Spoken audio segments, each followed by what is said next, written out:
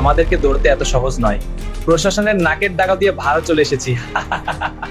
ইনকিলাব মঞ্চের নেতা শরীফ হাদির ওপর হামলার ঘটনায় সোনার ফয়সাল করিম মাসুদের মা বাবাকে গ্রেফতার করেছে র্যাব। এছাড়া নরসিংদীর তোরাবেল থেকে দুটি বিদেশি পিস্তল সহ ফয়সাল করিম মাসুদ ওরফে দাউদ খানের সহযোগী এক যুবককে আটকের কথাও জানিয়েছে র্যাব। এর আগে ফয়সালের স্ত্রী এবং ফয়সালের প্রেমিকা সহ আরও কয়েকজনকে আটক করা হয়, যাদের রিমান্ডের ডিম থেরাপি চলছে।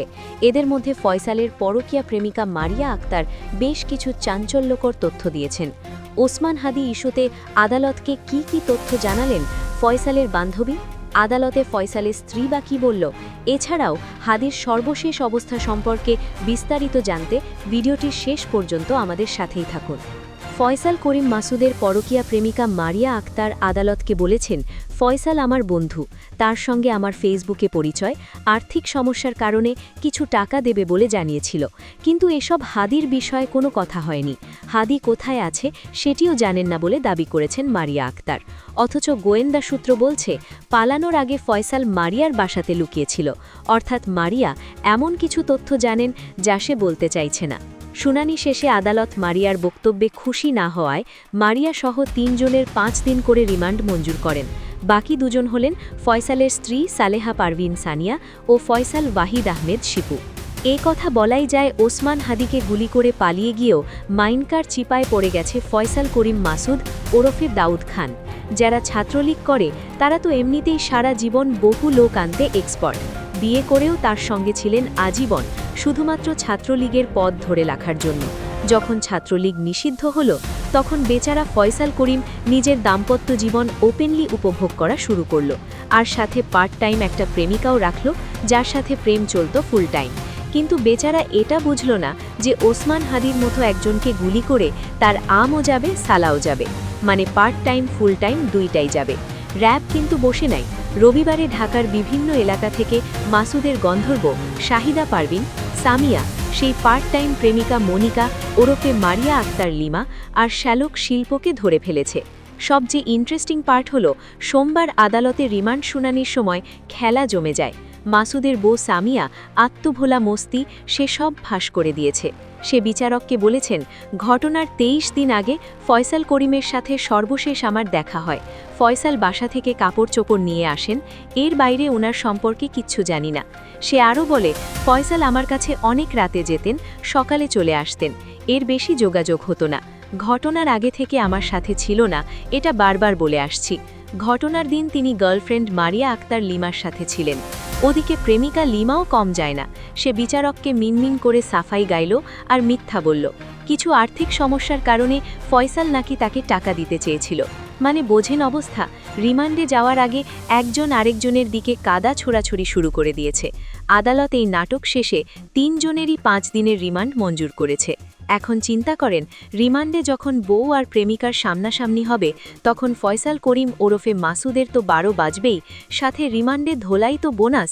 আর ফয়সাল করিম মাসুদ ওরফে দাউদ খান এখন যখন রিমান্ডে বার্জে ফের ঝগড়ার কথা ভাববে, তখন হয়তো ভারতের কোনো দিদির সাথে দিন পার করতে হবে। পুলিশ অলরেডি কনফার্ম করছে যে হাদিকে গুলি করেছে এই ফয়সাল করিম মাসুদ আর তার শাগরেদ আলমগীর শেখ। এখন সব কথার শেষ কথা একটাই, তাদের সাধারণ সম্পাদক কাকাদের কথাই বলতে হচ্ছে, ভালো হয়ে যান মাসুদ।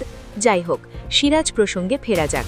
ইনকিলাব মঞ্চের নেতা শরীফ হাদের ওপর হামলার ঘটনায় প্রধান আসামি ফয়সাল করিম মাসুদের মা বাবাকে গ্রেফতার করেছে র্যাব। এছাড়া নরসিংদীর তোলাবিল থেকে ব্যবহৃত অস্ত্রসহ দুটি বিদেশি পিস্তল এবং ফয়সাল নামের এক যুবককে আটকের কথাও জানিয়েছে র্যাব। মঙ্গলবার রাতে র্যাবের সংবাদ বিজ্ঞপ্তিতে বলা হয়, এদিন ভোরে দক্ষিণ কেরানীগঞ্জ থানাধীন হাসনাবাদ হাউজিং এলাকা থেকে ফয়সাল করিমের বাবা হুমায়ুন কবির ও মা হাসি বেগমকে গ্রেফতার করা হয়। তবে ব্যবহৃত অস্ত্র কিভাবে নরসিংদীতে গেল সে বিষয়ে বিজ্ঞপ্তিতে কিছু বলা হয়নি।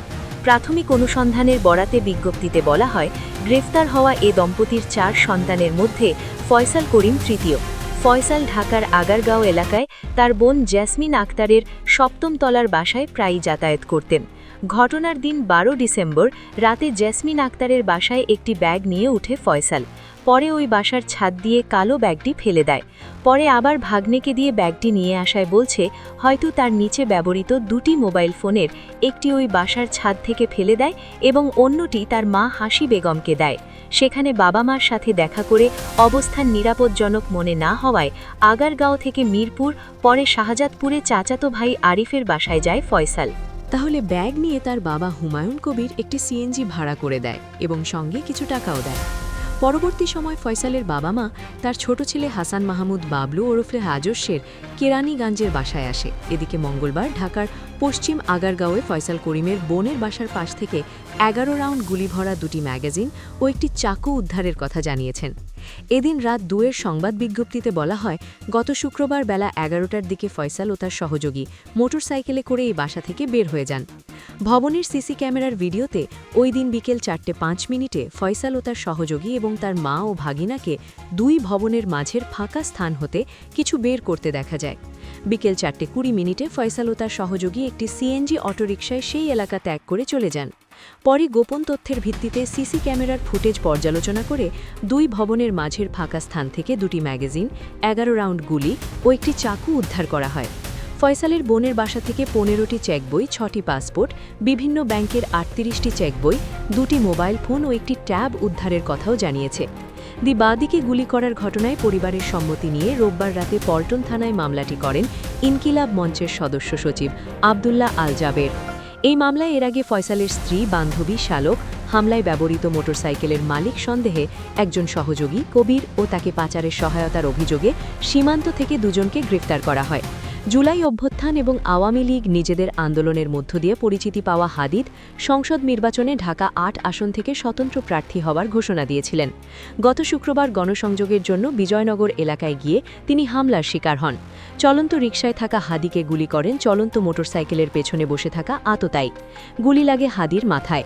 গুরুতর আহত হাদিকে দ্রুত ঢাকা মেডিকেল কলেজ হাসপাতালে নিয়ে অস্ত্রোপচার করার পর রাতেই তাকে ঢাকার এভার কেয়ার হাসপাতালে ভর্তি করা হয়। তার অবস্থা অত্যন্ত আশঙ্কাজনক বলে চিকিৎসকরা জানিয়েছেন।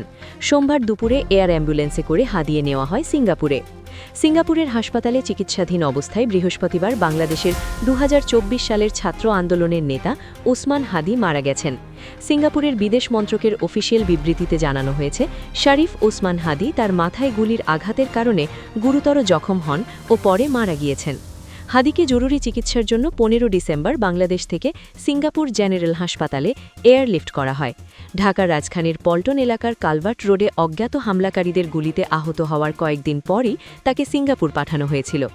এসজিএইচ ও ন্যাশনাল নিউরোসায়েন্স ইনস্টিটিউটের চিকিৎসকদের সব রকমের চেষ্টা সত্ত্বেও 18 ডিসেম্বর রাতে হাদির মৃত্যু হয়। সিঙ্গাপুর সরকার বর্তমানে বাংলাদেশের হাই কমিশনের সঙ্গে সমন্বয় করে হাদির দেহ ঢাকা ফেরত আনার ব্যবস্থা করছে। উল্লেখ্য, 12 ডিসেম্বর হাদি ঢাকায় একটি অটোয় যাচ্ছিলেন। সেই সময় তাকে লক্ষ্য করে গুলি চালানো হয়েছিল। গুলিবিদ্ধ হওয়ার পর প্রথমে তাকে ঢাকা মেডিকেল কলেজ হাসপাতালে ভর্তি করা হয় এবং পরবর্তীতে এভার কেয়ার হাসপাতালে স্থানান্তরিত করা হয়। সেখান থেকে শনিবার সিঙ্গাপুরে পাঠানো হয় উন্নত চিকিৎসার জন্য। ইনকিলাব মঞ্চ 2024 সালের জুলাই আন্দোলনের সময় কেন্দ্রবিন্দুতে আসে, যা শেষ পর্যন্ত শেখ হাসিনার পদত্যাগে অবদান রাখে। দলটিকে অনেকেই কট্টরবাদী বা উগ্রবাদী হিসেবে চিহ্নিত করেছে। শুরু থেকে হাদির দল আওয়ামী লীগ ভাঙার প্রচেষ্টায় ছিল। ছাত্র আন্দোলনে অংশগ্রহণের পরও ইউনূস সরকার দলটি বিলুপ্ত ঘোষণা করে এবং জাতীয় নির্বাচনে অংশগ্রহণে নিষিদ্ধ করে। এদিকে বাংলাদেশের অন্তর্বর্তীকালীন সরকারের প্রধান উপদেষ্টা মোহাম্মদ ইউনূস দেশবাসীকে আশ্বস্ত করে জানিয়েছেন, ছাত্রনেতার হত্যা মামলায় পূর্ণাঙ্গ তদন্ত করা হবে। ইউনূস তার ভাষণে বলেন, আজ আমি অত্যন্ত দুঃখজনক সংবাদ নিয়ে আপনার সামনে এসেছি।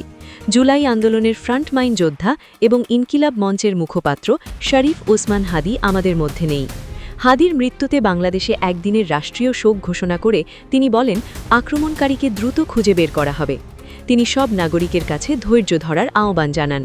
ইউনূস হাদিকে পরাজিত শক্তি ও ফ্যাসিস্ট তন্ত্রাদের শত্রু আখ্যা দেন এবং বলেন, বিপ্লবীদের ভীত করার জন্য তাদের সমস্ত কুপ্রচেষ্টা পুরোপুরি ব্যর্থ হবে। সুপ্রিয় দর্শক, আপনি কি মনে করেন? রিমান্ডে ফয়সালের গার্লফ্রেন্ড ও স্ত্রীকে এক জায়গায় করলে কি আরও কিছু তথ্য পাওয়া যাবে? কমেন্ট বক্সে জানিয়ে দিন আপনার মতামত। ভিডিও ভালো লাগে লাইক এবং চ্যানেলটি সাবস্ক্রাইব করুন। ধন্যবাদ।